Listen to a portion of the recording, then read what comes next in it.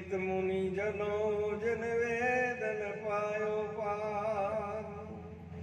लखतो है लंबा गणा पड़तो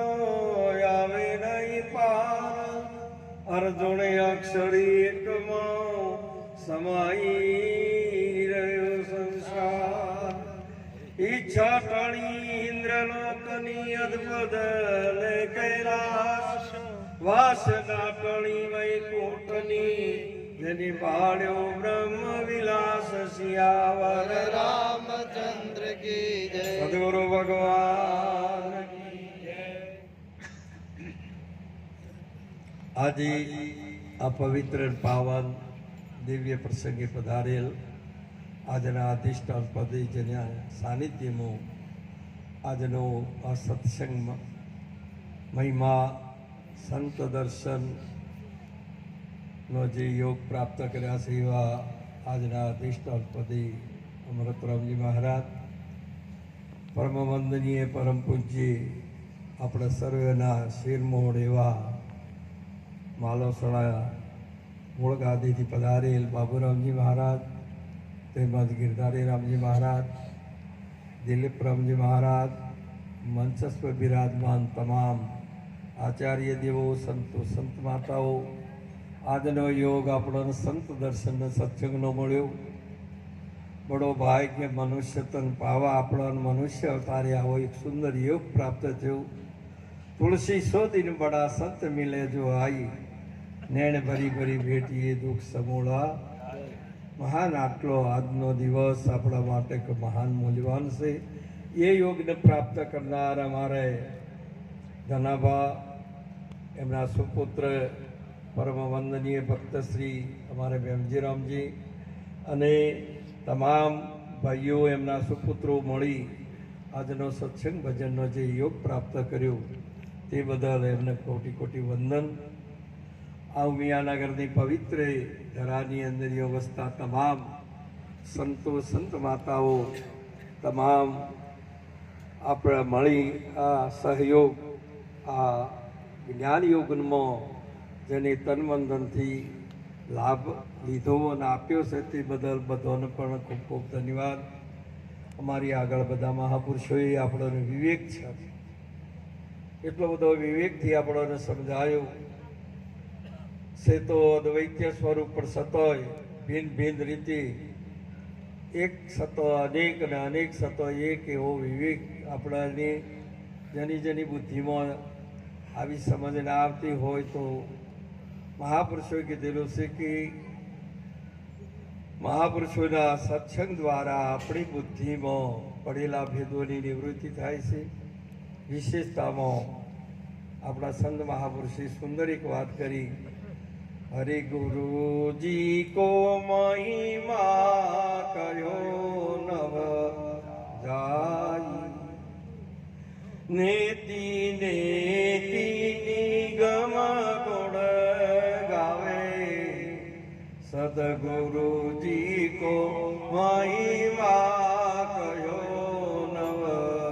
जाई सुखदेव जोगी जन्मना त्यागी रागी जनक सवाई रागी त्यागी को ज्ञान बतायो तो आत्म दियो रे ओळखाई सतगुरु जी को महिमा कहो नारद देव ऋषि मन है गोविंद को जाको शिरे 84 आई डीमर सतगुरु जिए सन रे बतावी तरत यादे मिटाई सतगुरु जी को महिमा कहो नव जाई गुरु है जंतर गुरु है પર ગુરુ ધ્યાન નિરંતર રાજ ગુરુ કો સોણ ગોવિંદ કો ધાવે સુખ સપને નહીં પાવે સતગુરુ જી કો મહિમા કયો નવ જાય ગુરુ કી સેવા ગુરુ કી પૂજા ગુરુ દેવાથી દેવ કહાવે ગુરુ ને ગોવિંદ તમે એક રૂપ જાણો તબ તો પરમ પદ પાવો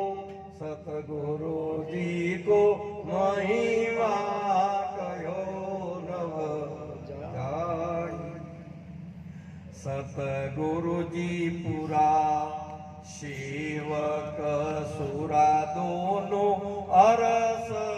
પરસ હો જાય ધર્મગીરી નામી એ નામ અનામી ધર્મગીરી નામી હે નામ અનામી તો બિંદુ સિંધુ સમાઈ ગુરુજી કો મહિમા કયો નવ જાય નેતિ નિગમ ગુણ ગાવે સદગુરુજી કો મહિમા કયો નવ જાય સદગુરુ ભગવાન ધર્મગીરીજી બાપુએ સુંદર કહ્યું ગુરુજી કહો ગુરુજી કહેવા એટલા સુધી શબ્દ છે પણ તમને એક પળની અંદર એ શું સ્વરૂપ બનાયા પારસ મણી કઈ કહો છો પણ એ છે એનો મહિમા એવો છે કે એ શું છે કે એક પળની અંદર એને લોહન કંચન કરે છે એ મહિમાને તમે વાણીમાં લાવી શકો એવો કોઈની તાકાત નથી કે તમે એને આ છે એમ કહી શકો અનુભવાશે ખરા પણ ત્યાં વાણીનો વિષય નથી શબ્દ નહીં કહું છું હારી મહિમા ગુરુજી આપી તમે કોણ છો તો તમારા કહાણીઓ કોઈ શબ્દ એવો નથી કે હું હાર્યો એ આવી મહિમા ગુરુજી કહો બસ ગુરુજી ગુરુજી કરો પણ મહિમા ના કરો કે એક પળની અંદર આ ભૂતનો ભગવાન કરીને છો એ ખબર આ ભૂતનો ભગવાન કરીને છો એ મહિમાની તમને ખબર એ કોઈ ના કહી શકે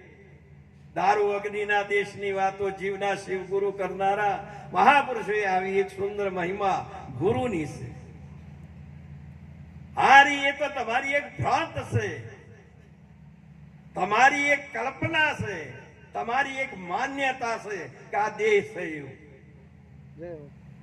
સોનામાં દાગીનાની કલ્પના છે અને દેવ દાગીનાની માન્યતા છે સહેજ સોનું એમાં કોઈ દાડો તમે ગાંધી શકતા પેલા સિંહના બચ્ચાને કેવળ ભ્રાંત છે કે હું બકરો